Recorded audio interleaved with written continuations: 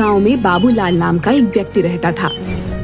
वो गांव में छोले भटूरे का ठेला लगाया करता था। बाबूलाल बहुत दयालु व्यक्ति था और उसके छोले भटूरे काफी लोकप्रिय भी थे। बाबूलाल गरीबों को मुफ्त में ही छोले भटूरे खिलाता था। बाबूलाल की पत्नी निर्मला हर बार की तरह आज भी शाम को बाबूलाल से झगड़ा कर रही थी। अजी, मैं आपको समझा समझा कर तंग आ चुकी हूँ, लेकिन आप हो कि मेरी बात एक भी नहीं सुनते। आधे से ज्यादा तो छोले भटूरे तो आप मुफ्त में बांट देते हो। अगर ऐसा ही हाल रहा तो वो दिन दूर नहीं कि जब हमें कटोरा लेकर घर घर जाकर भीख मांगना पड़ेगा। मैंने तुमसे कितनी बार कहा है अनीता, रोज रोज मुझसे झगड़ा मत किया करो। तभी बाबूलाल के घर पर उसका दोस्त गज्जू अपनी पत्नी आशा के साथ आ गया। अरे बाबूलाल भाई, कैसे हो? सुना है कल मोहनलाल तुमसे बड़ी अकड़ में बात कर रहा था। बोल रहा था कि तुमने उसे 1 महीने से पैसे नहीं दिए। अगर कुछ दिनों में तुमने उसके पैसे नहीं चुकाए तो वो तुम्हारा ठेला भी जब्त कर लेगा और मारेगा अलग से। भाई साहब, आप तो इनके दोस्त हैं, आप ही क्यों नहीं समझाते इन्हें कुछ? मैं तो समझा समझा कर तंग आ चुकी हूँ। अरे भाभी, मैं इस बेवकूफ को कई बार समझा चुका हूँ, लेकिन इसके सर पर लोगों की मदद करने का भूत चढ़ा हुआ है। कहीं किसी दिन ऐसा ना हो जाए कि इसे मदद की जरूरत ना पड़ जाए। गज्जू की बात सुनकर उसकी पत्नी आशा हंसती हुई बोली, अरे वो सब छोड़ो, ये देखो निर्मला, मेरा सोने का हार कल ही इन्होंने सुनार से बनवा कर दिया है। ये तो बहुत महंगा वाला हार लगता है। अरे महंगा वाला क्यों नहीं होगा, पूरे 5 तोले का है। निर्मला आशा के हार को हाथ लगाकर देखने लगी। तभी अचानक आशा पीछे हट गई। बुरा मत मानना निर्मला, कल ही खरीदा है और तुम्हारे हाथ भी गंदे हैं। तुम्हारे हाथ लगाने से कहीं ये काला ना हो जाए। अच्छा, मैं तुम्हें यही हार दिखाने के लिए यहाँ पर आई थी। अब हम चलते हैं। आशा और गुज्जू वहाँ से चले गए और निर्मला गुस्से में सोने चली गई। अगले दिन बाबूलाल अपने छोले भटूरे का ठेला लेकर बाजार में चला गया।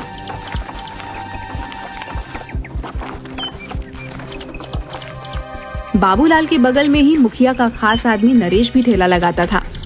नरेश बाबूलाल को देखकर गुस्से से बोला, क्या आज भी अपने छोले भटूरे मुफ्त में बांटेगा? नरेश भैया, मैं सिर्फ गरीबों से पैसे नहीं लेता। अबे बेवकूफ, छोले भटूरे कौन से यहाँ पर कार वाले खाने आते हैं? सब गरीबी खाने आते हैं। तेरी ये गरीबों को मुफ्त में खिलाने की आदत मुझे बर्बाद कर दे रही है। ये तो कोई बात नहीं हुई नरेश भैया। किसी गरीब को खाना खिलाना तो पुण्य का काम होता है। लगता है तू ऐसे नहीं मानेगा। तेरी मुखिया से शिकायत करनी पड़ेगी। इतना कहकर नरेश अपना ठेला लेकर मुखिया के पास चला गया।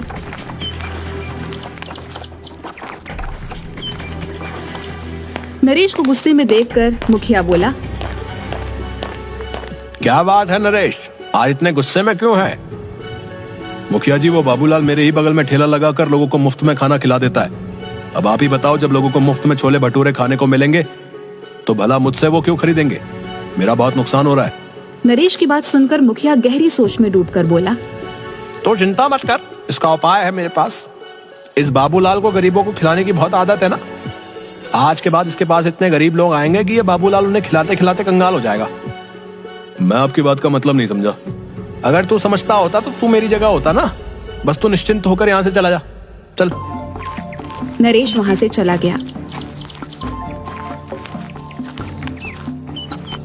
अगले दिन मुखिया ने अपने लोगों को इकट्ठा करके उनसे कहा, सुनो, तुम सबको मैंने यहाँ पर एक खास काम के लिए बुलाया है।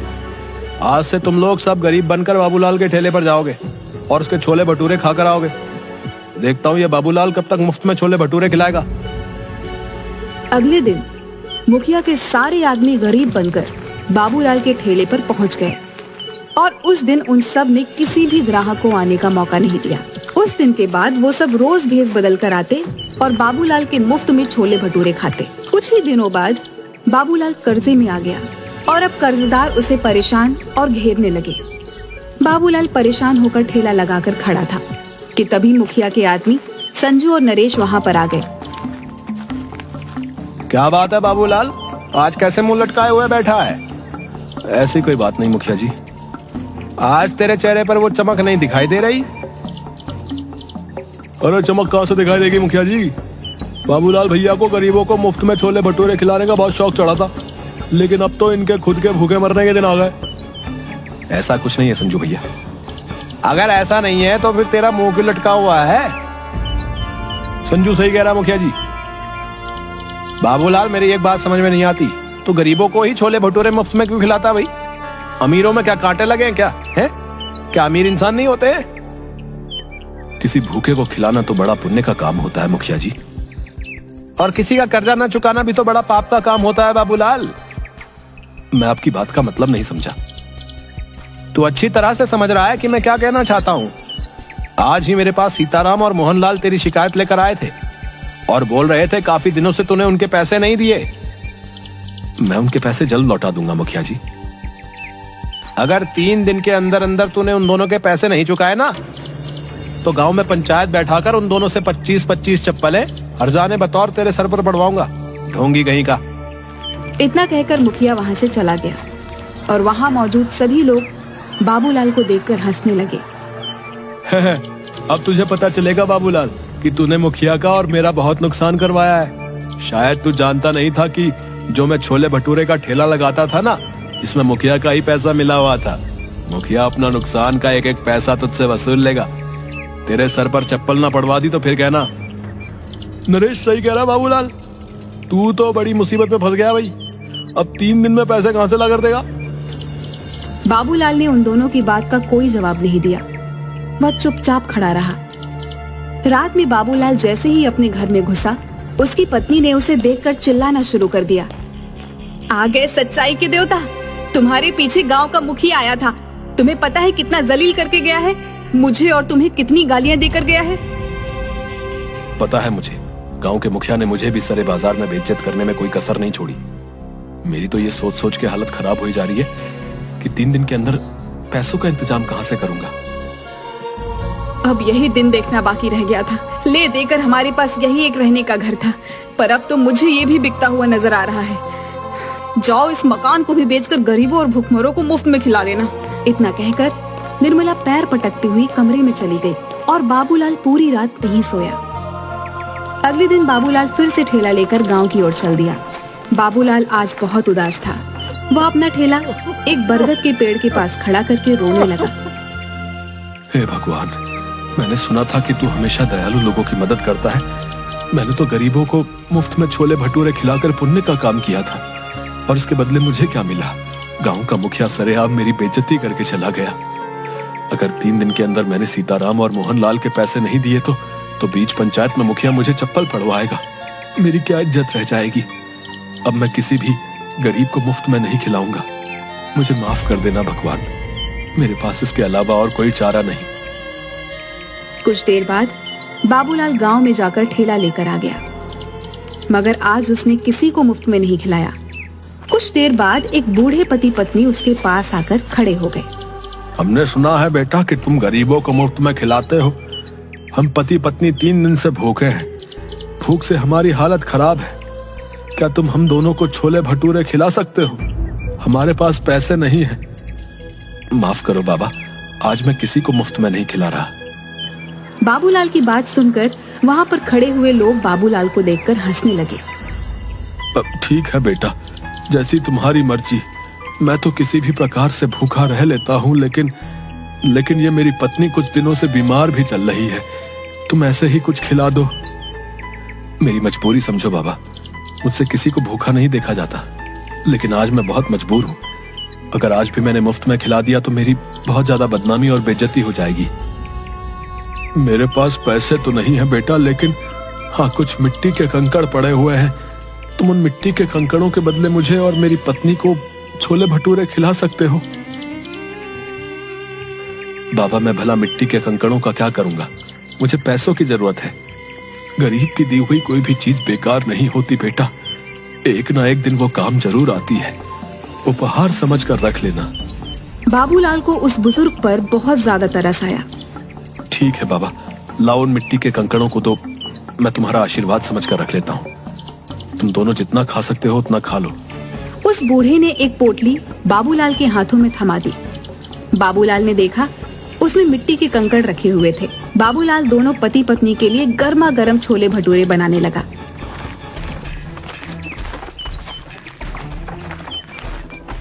तभी वहां पर ठेला लगाकर खड़ा हुआ नरेश बाबूलाल से बोला, अरे इन मिट्टी के कंकड़ों से तू भला कैसे सीताराम और मोहनलाल का कर्जा चुकाएगा रे?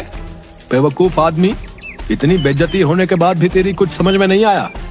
नरेश मेरी जिसे मर्जी चाहेगी मैं उसे मुफ्त में खिलाऊंगा। तू कौन होता है मुझे रोकने वाला? जाकर बोल देना अपने मुखिया को।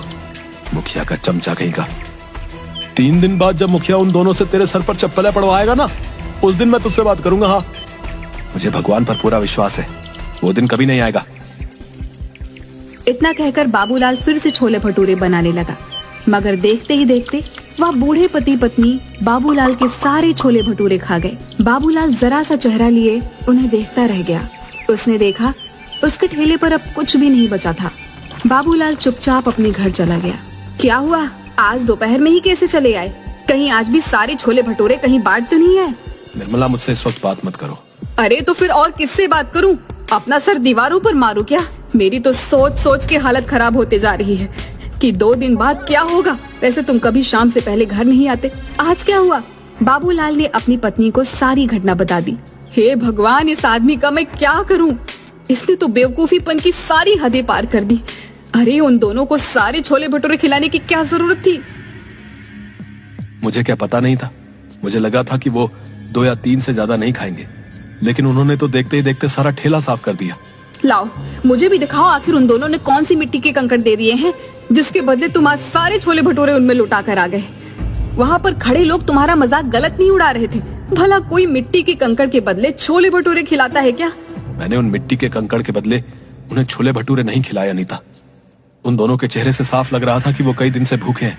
लाओ दो मुझे, मैं भी तो देखूं उन गरीबों के उपहार में ऐसा क्या है।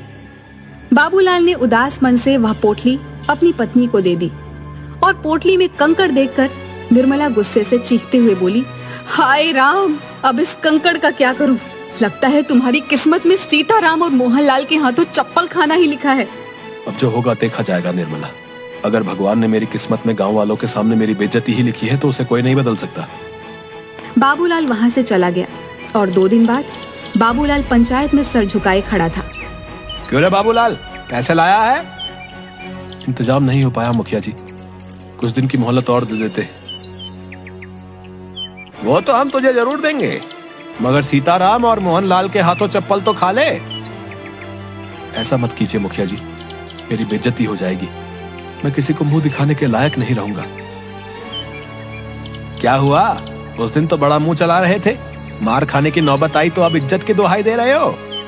मुखिया सीताराम और मोहनलाल की ओर देखकर बोला, देखते क्या हो, मारो इस दानवीर को चप्पलों से। बड़ा दानवीर बना फिरता है, मक्कार कहीं का। मुखिया की बात सुनकर मोहनलाल और सीताराम बाबूलाल को चप्पलों से मारने ही वाले थे कि तभी वहाँ पर बाबूलाल की पत्नी निर्मला आ गई। खबरदार, जो मेरे पति को किसी ने हाथ भी लगाया। क्यों रे बाबूलाल की पत्नी, तुझे पता नहीं तेरे पति ने दोनों से कर्जा लिया था? तेरी इतनी हिम्मत कि तू मुखिया के आदेश को चुनौती दे? मुखिया की बात सुनकर निर्मला ने मोहनलाल और सीताराम के पैसे मुखिया के मुंह पर मार दिए। ये लो, पकड़ो इन दोनों के पैसे। आइंदा मेरे पति के ऊपर आंख उठाकर भी नहीं देखना। तू ये पैसे कहाँ से लेकर आई? तुम्हें इससे मतलब? तुम्हें इनके सारे पैसे चाहिए थे ना, और इनके पैसे मैंने तुम्हारे मुंह पर मार दिए। बाबूलाल निर्मला के पास पैसे देखकर हैरान रह गया। बाबूलाल ने आहिस्ता से निर्मला से पूछा, निर्मला तुम ये पैसे कहाँ से लेकर आई? घर चलो, मैं तुम्हें सब बताती हूँ। बाबूलाल निर्मला के साथ घर पर आकर बोला, अब बताओ भी निर्मला, तुम ये पैसे कहाँ से लेकर आई? आज जब तुम्हें मोहनलाल और सीताराम पकड़ कर ले गए थे तो मैं फूट फूट कर रो रही थी। रोते हुए मुझे अचानक गुस्सा आ गया और मैंने गुस्से में वो पोटली बाहर फेंकने के लिए निकाली जिसमें कंकड़ थे। मगर जैसे ही उस पोटली में से कंकड़ फेंके तो उसमें से कंकड़ नहीं बल्कि बेशकीमती हीरे निकले। मैं तुरंत एक हीरा गिरवी रखकर पैसे ले आई और मुखिया के मुंह पर मार दिए। निर्मला की बात सुनकर बाबूलाल हैरान होकर बोला, लेकिन उसमें तो कंकड़ पत्थर थे। मैं भी हैरान रह गई थी। बहुत सोचने के बाद मुझे एहसास हुआ कि शायद वो दोनों बूढ़े पति पत्नी कोई मायावी लोग थे जो तुम्हारी मदद करने आए थे। निर्मला ने इतना कहा ही था कि तभी दरवाजे पर दस्तक हुई। निर्मला उन हीरों को देखने में खोई हुई थी। बाबूलाल ने जाकर दरवाजा खोल दिया। दरवाजे के बाहर वही बूढ़े पति पत्नी थे जो बाबूलाल की ओर देखकर मुस्कुरा रहे थे। आप दोनों कौन हैं? हम दोनों देव हैं। 2 दिन पहले तुम जिस बरगद के पेड़ के नीचे खड़े होकर भगवान से बातें कर रहे थे, हम दोनों तुम्हारी बातें सुन रहे थे। हमें लगा कि तुम्हारी मदद करनी चाहिए। मैं आप दोनों का कैसे शुक्रिया अदा करूं? अगर तुम्हें हमारा शुक्रिया अदा करना है तो एक बात ध्यान रखना, इन हीरो को बेचने के बाद तुम बहुत ज्यादा अमीर हो जाओगे। लेकिन कभी भी गरीबों को खाना खिलाना मत भूलना। चाहे कितनी भी अड़चने आए, चाहे कितनी भी परेशानियां आए, याद रखना भगवान उस व्यक्ति को बहुत ज्यादा पसंद करता है जिसके दिल में दूसरों के लिए दर्द होता है। इतना कहकर वो दोनों बूढ़े पति पत्नी वहां से गायब हो गए। उस दिन के बाद बाबूलाल देखते ही देखते बेहद अमीर हो गया, लेकिन वो आज भी गरीबों को मुफ्त में छोले भटूरे खिलाता है।